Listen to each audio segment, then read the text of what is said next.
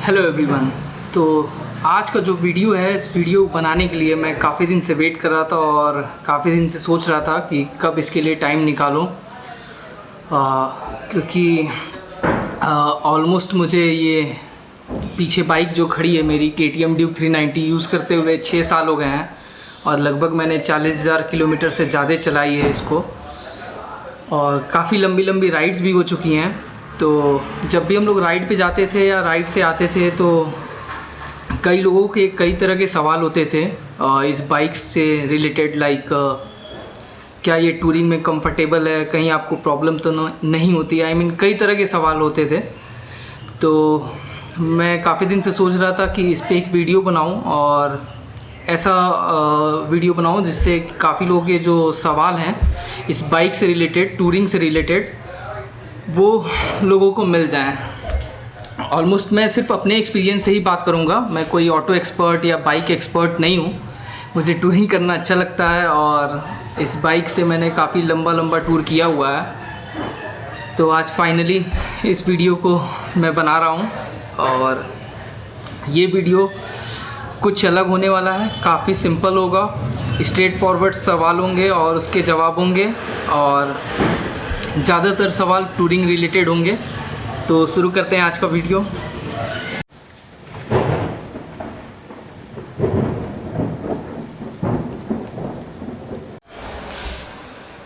नमस्कार, आप सभी लोगों का स्वागत है हमारे चैनल गैस राइडर्स में। अगर आपको हमारा वीडियो थोड़ा सा भी अच्छा लगता हो तो प्लीज़ इस चैनल को सब्सक्राइब करिएगा और हमारे वीडियो को लाइक करिएगा और हमारे इंस्टाग्राम अकाउंट को फॉलो करिएगा, जिससे आपको रेगुलर अपडेट्स मिलती रहेंगी। तो अब आ जाते हैं ओनरशिप रिव्यू के बारे में। तो पहले इसके हम निगेटिव पॉइंट्स के बारे में बात करेंगे, फिर उसके बाद से इसके पॉजिटिव पॉइंट्स के बारे में। तो जब भी मैं निगेटिव पॉइंट्स के बारे में जो भी मैं बात करने वाला हूँ तो उसके कुछ सॉल्यूशंस भी मैं बताऊँगा जो मैं यूज़ करता हूँ। लाइक मैंने जो भी मॉडिफिकेशंस इस बाइक्स पे कराई हुई हैं, लाइक तो अब जैसे विंडशील्ड हो गई, चाहे लगेज के लिए टॉप रैक हो गया और नीचे इंजन बेस प्लेट हो गया। तो काफ़ी ऐसी छोटी छोटी चीज़ें हैं और छोटे छोटे मॉडिफिकेशंस हैं जो मैंने कराए थे और ये एक बार में नहीं हुआ था, ये मेरे एक्सपीरियंस के ऊपर है। जैसे जैसे मुझे जिस चीज़ की दिक्कत महसूस हुई वो चीज़ें मैंने मॉडिफाइड कराई हैं इस बाइक में। और जो मैंने पहली राइड की थी लाइक लद्दाख, तो उसमें मैंने कोई भी मॉडिफिकेशन इस बाइक पे नहीं कराया था। जैसे कंपनी फिटेड होती है उसी तरह इसको लेके गया था और टायर भी मेरे वही कंपनी फिटेड वाले ही थे। मैंने टायर भी चेंज कराया था उसके बाद से। तो निगेटिव पॉइंट शुरू करने से पहले मैं पहला सवाल ये बता दूं, जो लोग पूछते हैं क्या KTM ड्यूक 390 से हम लोग टूर कर सकते हैं और क्या लंबी टूरिंग कर सकते हैं। जी हाँ, बिल्कुल कर सकते हैं। थोड़े से मॉडिफिकेशंस के साथ आप इससे कहीं भी और कितनी दूर भी जा सकते हैं। ऑलमोस्ट काफ़ी लोग, काफ़ी यूट्यूबर भी इसको यूज़ करते हैं और काफ़ी लोग चलाते हैं, क्योंकि ये एक जो प्राइस बैंड है इसका और जिस प्राइस बैंड में ये आती है, ये एक बहुत ही अच्छा पैकेज है। अब तो आपके पास ऑप्शन आ गया है 390 एडवेंचर का। तो अभी तक जो था इसके पहले, तो ये एक कहा जाए उस प्राइस रेंज में सबसे बेहतरीन बाइक थी जिससे आप टूर भी कर सकते थे और थोड़ी स्टाइलिश भी थी, पावर भी ज़्यादा था और आप इसको सिटी में भी यूज़ कर सकते थे। तो स्टार्ट करते हैं नेगेटिव पॉइंट से कि टूरिंग से रिलेटेड इसमें क्या क्या हमें दिक्कत आती थी। तो पहला पॉइंट था, इसकी सीट काफ़ी हार्ड है। तो जब आप 50 किलोमीटर या 100 किलोमीटर से ज़्यादा चलाते हैं तो फिर आपके बम में पेन होने लगता था और फिर उससे ज़्यादा खींचने में बहुत दिक्कत होती थी। तो उसके लिए मैंने एयर कुशन सीट यूज़ की थी। लाइक मैं फीगो फ्लोट यूज़ करता हूँ और भी कंपनीज़ के आते हैं, आप उसे ऑनलाइन ले सकते हैं। और जो भी मैंने मॉडिफिकेशंस कराई हैं, पहले भी मैंने एक टूरिंग मॉडिफिकेशन पेज पे एक वीडियो बनाया था, उसमें सारे प्रोडक्ट्स का लिंक्स मैंने दे दिया था और इस वीडियो में भी आपको मिल जाएगा। और दूसरा है इसका जो फ्रंट ट्रैवल सस्पेंशन है उसका, फ्रंट सस्पेंशन का जो ट्रैवल है वो काफ़ी कम है। तो अगर आप ख़राब रास्तों पे जाते हैं और ज़्यादा गड्ढे या ज़्यादा पत्थर मिलते हैं और जब आप उस पर स्पीड पे निकालते हैं तो ये बॉटम आउट होता है, आई मीन ये खटखट लड़ता है। तो उसके लिए आपको ज़्यादा कुछ नहीं कर सकते मॉडिफिकेशन, आप उसके लिए बस यही कर सकते हैं, आपको थोड़ा सा आराम से चलाना होगा, उतना मैनेज कर सकते हैं। कहीं भी अब इतनी ज़्यादा रोड्स ख़राब नहीं रह गए हैं। अब मान लीजिए आप 5000 या 4000 किलोमीटर की राइड कर रहे हैं, तो आप जब कहीं लद्दाख या कुछ लोअर मुस्टैंग या कुछ ऐसे बहुत ही ख़तरनाक रोड वाली जगह पे जाते हैं जहाँ पे रोड्स काफ़ी ख़तरनाक हैं या पहाड़ों पे, तो वो ज़्यादा दूर आपको नहीं मिलेंगे, ऑलमोस्ट 50 से 100 किलोमीटर मिलते हैं। तो उतना तो आप बेयर कर सकते हैं कि आप इसको थोड़ा सा स्लो स्पीड में निकालें। फिर तीसरी दिक्कत जो आती है इसकी ग्राउंड क्लियरेंस है, तो उतनी भी कम नहीं है और बहुत ज़्यादा भी नहीं है। तो एक बार मेरे साथ ऐसा हुआ था लोअर मुस्टैंग में कि इसका जो ऑयल फ़िल्टर है, इंजन ऑयल फ़िल्टर, वो बहुत ही नीचे है। खैर कंपनी फिटेड प्लास्टिक गार्ड मिला था, पर फिर भी पत्थर लगने के बाद से वो ऑयल फ़िल्टर का सील जो होता है, पैकेजिंग का सील होता है, वो ख़राब हो गया था और ऑयल लीक करने लगा था। तो उसके लिए मैंने इसमें इंजन बेस प्लेट डलवाया था, जो कि मैंने ग्रीस हाउस कस्टम से लिया था। और काफ़ी ऐसे हैं, जाना है और लुविया इंडस्ट्रीज़ हैं, वहाँ भी अवेलेबल है, आप वहाँ से भी इसको लेके चेंज करा सकते हैं। तो ये जो एलुमिनियम का प्लेट होता है थोड़ा मजबूत होता है प्लास्टिक वाले के कंपैरिजन में, तो ये काफ़ी चोट सह सकता है। और फिर जो दिक्कत आती थी, मुझे लगेज बांधने में आती थी, क्योंकि ऐसा कोई इसमें कंपनी से फिटेड कुछ आता नहीं था कि जिसमें आप लगेज माउंट कर सकें, और ज़्यादा रस्सी बांधना बहुत दिक्कत आती थी। पहली राइड में मुझे बहुत सारी दिक्कतें आई थी। उसके बाद से मैंने इसमें एक टॉप रैक लिया था, और आप सैडल स्टे भी ले सकते हैं, आपके ऊपर है। सैडल स्टे और टॉप रैक दोनों लगवा सकते हैं। मुझे सैडल स्टे की ज़रूरत नहीं पड़ती है, क्योंकि मैं क्लॉ बैग यूज़ करता हूँ पीछे, और ऑलमोस्ट मैं पिलियन के साथ नहीं ड्राइव करता हूँ। तो चौथी जो दिक्कत है वो है पिलियन के साथ आपको जाने में थोड़ी दिक्कत हो सकती है, क्योंकि पीछे की सीट नैरो है और वो भी हार्ड है। तो लंबे सफ़र में आपको पिलियन जो बैठाएंगे उसको दिक्कत हो सकती है। फिर आ जाती है पांचवी दिक्कत, थोड़ा विंड बफेटिंग की थी। तो विंड बफेटिंग के लिए आप विंड शील्ड लगवा सकते हैं, बाकी ऐसी कोई दिक्कत इसमें नहीं है। हैंडल बार राइज़र सबके लिए ज़रूरत नहीं है। आई मीन कई लोगों को जिनकी हाइट ज़्यादा है उनको लगता होगा कि हैंडल की पोजीशन जो है नीचे है और वो स्ट्रेट फॉरवर्ड नहीं बैठ पा रहे हैं। तो हैंडल बार राइज़र भी काफ़ी कंपनीज़ हैं, जैसे कार्बन रेसिंग हो गए, जाना भी प्रोवाइड कराती है, तो बहुत सारे हैं जो प्रोवाइड कराते हैं। तो आप वहाँ से लेके हैंडल बार थोड़ा सा राइज़ कर सकते हैं, तो वो भी दिक्कत सॉल्व हो जाती है। वैसे मेरी हाइट 5'6" है, तो मुझे कहीं कोई भी दिक्कत नहीं होती है। मैं स्ट्रेट फॉरवर्ड बैठता हूँ, लाइक ऐसे एकदम सीधा बैठता हूँ, तो मुझे लंबे सफ़र चलाने में भी दिक्कत नहीं होती है। मैंने इस पे 700 से 800 किलोमीटर लगातार किया हुआ है, और सिर्फ लंच या वाटर ब्रेक के लिए रुके थे, और लगातार मैंने इसको कवर किया था 700 से 800 किलोमीटर। फिर आ जाता है थोड़ी सी इंजन जो है इसकी हीट होती है, लाइक थोड़ी सी क्या मतलब, अगर ट्रैफिक है तो ज़्यादा हीट होती है।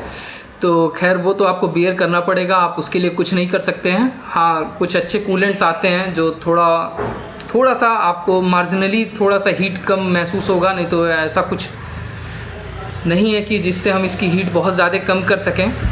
तो वो आपको बियर इसलिए करना पड़ेगा कि क्योंकि इस प्राइस पॉइंट में इससे अच्छी बाइक आपको नहीं मिल सकती है।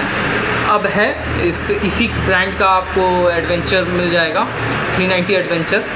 उसमें 2 फ़ैन आ रहे हैं, तो शायद उसमें थोड़ी हीट कम हो। मैंने अभी तक उसको टेस्ट ड्राइव नहीं किया है, होपफुली जब भी टेस्ट ड्राइव करेंगे तो उस पर वीडियो बनाएंगे, और यूट्यूब पे काफ़ी सारे वीडियोज़ हैं 390 एडवेंचर से रिलेटेड। फिर अब आते हैं पॉजिटिव पॉइंट्स पे, क्योंकि अब कोई ऐसा इसमें निगेटिव पॉइंट्स है नहीं। जो भी निगेटिव पॉइंट्स थे लाइक टूरिंग से रिलेटेड ही थे, वो मैंने बता दिए। अब बात करते हैं पॉजिटिव पॉइंट। तो सबसे पहला मुझे इसका अच्छा लगता है कि इसका पावर काफ़ी अच्छा है, इसके टॉर्क काफ़ी अच्छे हैं। तो कहीं भी जहाँ ऑक्सीजन कम होता है वहाँ इसको चलाने में मुझे थोड़ी भी दिक्कत नहीं महसूस होती, लगेज कितना भी हो। आपको ये महसूस ही नहीं होता कि आपको पावर की कमी महसूस हो रही है। आप हाईवे पे अच्छी स्पीड में क्रूज़ कर सकते हैं। और फिर इसके जो सर्विस नेटवर्क हैं लाइक अब बहुत तेज़ी से बढ़ रहे हैं और काफ़ी जगह अवेलेबल हैं। और अगर कुछ जगह नहीं भी अवेलेबल हैं तो कई ऐसे ब्रांड्स हैं जिनके जो स्पेयर पार्ट्स हैं वो जल्दी अवेलेबल नहीं हो पाते हैं। तो मेरा ये KTM के साथ एक्सपीरियंस रहा है कि मैंने जहाँ भी KTM कई जगह काम कराया है KTM में, लाइक एक बार नॉर्थ ईस्ट टूर में मैंने तेज़पुर में काम कराया था, फिर लखनऊ में भी काम कराया था। तो इसके स्पेयर पार्ट्स बहुत ही ईज़िली अवेलेबल हो जाते हैं सर्विस सेंटर में, और अगर नहीं भी हैं तो वो लोग मैक्सिमम 1 वीक में अवेलेबल करा देते हैं। फिर आ जाता है इसके स्पेयर पार्ट्स भी ज़्यादा महंगे नहीं हैं क्योंकि ये बजाज के साथ कोलैबोरेशन में बनती है। इसका सर्विस भी इन कंपैरिजन देखें तो इस सेगमेंट की जो भी अदर ब्रांड्स की बाइक हैं लाइक BMW या कावासाकी, वो उनके सर्विस और मेंटेनेंस भी हाई हैं और क्या कहते हैं स्पेयर पार्ट्स भी महंगे हैं। फिर इसका प्लस पॉइंट जो डिज़ाइन और स्टाइल तो है ही कि आपको एक रोड प्रेजेंस देता है। आप जहाँ भी जाते हैं इस बाइक को लोग एक बार पलट के देखते हैं। पर्सनली मुझे इसकी आवाज़ भी बहुत पसंद है, कई लोगों को नहीं पसंद आती, कई लोग मेरे ही फ्रेंड्स हैं जो इसे ट्रैक्टर बुलाते हैं। बाकी अब जो नई बाइक्स आ रही हैं BS6 वाली, उसमें ऐसी आवाज़ नहीं है, उसमें आवाज़ काफ़ी कम हो गई है, पर मुझे ये वाली आवाज़ ज़्यादा पसंद आती है, थोड़ा इसमें ग्रंट है। और फिर आ जाते हैं एक नेगेटिव पॉइंट मैं भूल रहा था जो मैंने आपको नहीं बताया, वो था कि जो इसका कंपनी फिटेड टायर है मेटजेलर का आता था, तो वो रेस ट्रैक के लिए या जहाँ वेट है पिच रोड पे जो वेट सरफेसेस होते हैं उनके लिए काफ़ी अच्छा था। उसकी ग्रिप काफ़ी अच्छी थी, पर अगर आप टूरिंग करते हैं ऑफ रोड पे जाते हैं तो उसके लिए वो सही नहीं था क्योंकि उसकी मैक्सिमम लाइफ 10 से 12,000 किलोमीटर होती है और बहुत जल्दी वो ख़त्म हो जाते थे टायर, और पंचर बहुत ज़्यादा होते थे क्योंकि बहुत ही सॉफ्ट था, वो ग्रिप देने के लिए बनाया गया था। तो मैंने टायर भी मॉडिफाइड कराया था। तो आप टायर के बहुत सारे अच्छे अच्छे ऑप्शंस हैं, आप जो भी चाहें ले सकते हैं। मैं फ़िलहाल मिशलिन का पायलट स्ट्रीट यूज़ करता हूँ। आप पिरेली के बहुत सारे ऑफ रोड और ऑन रोड जो ऑफ और ऑन रोड दोनों चला सकते हैं, ऐसे टायर्स आते हैं। ये मिशलिन वाला भी वैसा ही है। तो और पॉजिटिव पॉइंट्स क्या आपको बताऊं, कोई ख़ास नेगेटिव था नहीं, पॉजिटिव पॉइंट्स यही सारे थे। सबसे अच्छा मुझे ये लगा कि टूर अच्छे से कर सकते हैं। एक 100 की स्पीड में, 100-120 की स्पीड में हम हाईवे पे लगातार क्रूज़ कर सकते हैं बिना वाइब्रेशंस के। इसके स्पेयर पार्ट्स सस्ते हैं, जैसा मैंने बताया, सर्विस भी कराना सस्ता है और आप इसको कहीं भी सर्विस करा सकते हैं। ज़्यादातर जगह इसके स्पेयर पार्ट्स अवेलेबल हो रहे हैं और मैकेनिक भी अवेलेबल हो रहे हैं क्योंकि काफ़ी अच्छी अमाउंट में ये सेल हुआ है और वॉल्यूम में सेल हुआ है, और इसके सर्विस नेटवर्क भी बहुत तेज़ी से बढ़ रहे हैं इंडिया में। फिर इसमें 1-2 पॉइंट और पॉजिटिव हैं, जैसे अब शायद BS6 जो नई वाली आई है उसमें ऐसा नहीं है, पर मेरे में था कि हैज़र्ड लाइट स्विच के लिए मैं एक एडाप्टर लेके कोई भी वायर मुझे कट नहीं कराना था। पीछे वाली सीट के नीचे एक सॉकेट है, उसमें लगा देना था, डायरेक्ट हम इंडिकेटर स्विच से उसको ऑपरेट कर सकते थे। और इसके साथ एक्सपीरियंस टोटल अभी तक अच्छा लगा। सबसे बड़ी बात जो थी इसकी, जो पॉजिटिव पॉइंट मैं अभी तक आपको बता नहीं पा रहा था, भूल रहा था, वो था इसकी रिलायबिलिटी। अभी तक इस बाइक ने मुझे कहीं भी इतने लंबे लंबे सफ़र में कहीं भी धोखा नहीं दिया। लाइक मैंने लोअर मस्टैंग किया, लद्दाख किया, स्पीति किया, नॉर्थ ईस्ट किया, और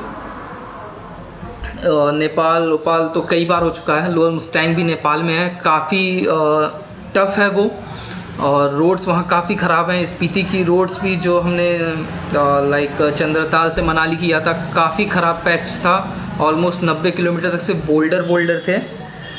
तो भी इस बाइक ने कहीं कोई भी दिक्कत नहीं दी। थोड़ा सा मुझे स्लो चलना पड़ा था, जैसे मैंने बताया इसका travel suspension like front suspension का ट्रैवल कम है, बस वही दिक्कत हुई थी। बाकी आज तक इसने कभी भी धोखा नहीं दिया था। एक बार और एक दिक्कत हुई थी, लाइक इसका रेडिएटर फ़ैन ख़राब हो गया था। तब से मैं एक स्पेयर रेडिएटर फ़ैन लेके चलता हूँ जब भी ट्रिप पे जाता हूँ। वो मेरा अपना डर है, नहीं तो ऐसा किसी के साथ अभी तक जल्दी सुनने में आया नहीं है कि अगर वो ट्रिप पे गए हो तो उनका फ़ैन ख़राब हो गया हो। तो इस बाइक की रिलायबिलिटी और इसकी फ़िट एंड फिनिश भी मुझे काफ़ी अच्छी लगती है। तो इसने आज तक कभी कहीं धोखा नहीं दिया है। तो ये था मेरा टोटल ओनरशिप रिव्यू। तो अगर आपके पास ये बाइक है और आप टूर पे जाते हैं तो इस बाइक से बिल्कुल बेहिचक जा सकते हैं। अगर आपके पास ये बाइक नहीं है और प्लान कर रहे हैं इस बाइक को ख़रीदने का और कंफ्यूज्ड हैं कि मुझे बार बार टूर पे नहीं जाना है और सिटी में भी यूज़ करना है और लोकल हाईवे पे भी यूज़ करना है, तो क्या ये बाइक सही रहेगी? हाँ, ये बाइक बिल्कुल सही की रहेगी, क्योंकि इस प्राइस पॉइंट में इतना पावर पिकअप, इतना स्टाइल, इतनी रोड प्रेजेंस, ये फिट एंड फिनिश और इतना लो मेंटेनेंस आपको किसी और बाइक और किसी और ब्रांड में नहीं मिलेगा। बाकी इसके माइलेज की बात करते हैं, आई मीन एवरेज। तो अगर जब मैं हाईवे पे रहता हूँ तो ये 30 तक का मुझे माइलेज दे चुकी है और देती है नॉर्मली। और अगर आप सिटी में यूज़ करते हैं तो ऑन एन एवरेज 18 से 20 का मुझे मिलता है। हाँ, बम्पर टू बम्पर ट्रैफिक में ये 10 तक का भी एवरेज देती है। हो सकता है 8-10 का भी दे अगर बम्पर टू बम्पर ट्रैफिक है। बाकी अगर आपको ये वीडियो अच्छा लगा तो प्लीज़ इस वीडियो को लाइक करिएगा, शेयर करिएगा और हमारे चैनल को सब्सक्राइब करिएगा। होपफुली इस वीडियो से आपको हेल्प मिली होगी या हेल्प मिलेगी। तो मिलते हैं आपसे अगले वीडियो में। Till then take care, bye bye. और हाँ, एक बात और मैं बता दूँ, जब तक मैंने इस बाइक को यूज़ नहीं किया था मुझे फुल फेयरिंग वाली बाइक्स बहुत पसंद आती थी। पर जब भी मैंने लंबी राइड उस पर की, यामाहा R15 थी मेरे पास 2010 में, काफ़ी शौक था, उस वक्त लिया था। तो जब भी लंबा टूर किया तो उसमें काफ़ी दिक्कत होती थी। पर जब से मैंने KTM में स्विच किया है, मुझे KTM एक ब्रांड से काफ़ी लगाव हो गया है। पता नहीं, शायद इसके पावर पिकअप की वजह से और इसके प्राइस रेंज की वजह से। मैं बार बार प्राइस रेंज का बात कर रहा हूँ क्योंकि वाकई में इसका प्राइस जो है इस सेगमेंट की बाइक के लिए अदर ब्रांड्स के कंपैरिजन में काफ़ी सस्ता है। तो स्टे सेफ, स्टे होम। आप दिन भर तो घर पे नहीं रह सकते क्योंकि कहना आसान है, जान है तो जहान है। पर कई लोगों के लिए ऐसा है कि वो रोज़ कमाते हैं, रोज़ खाते हैं और काफ़ी सारी रिस्पॉन्सिबिलिटीज़ हैं। तो फिर भी कोशिश करिएगा सेफ़ रहने की। स्टे पॉजिटिव और सपने देखते रहिए। मिलते हैं आपसे अगले वीडियो में। Till then take care, bye bye.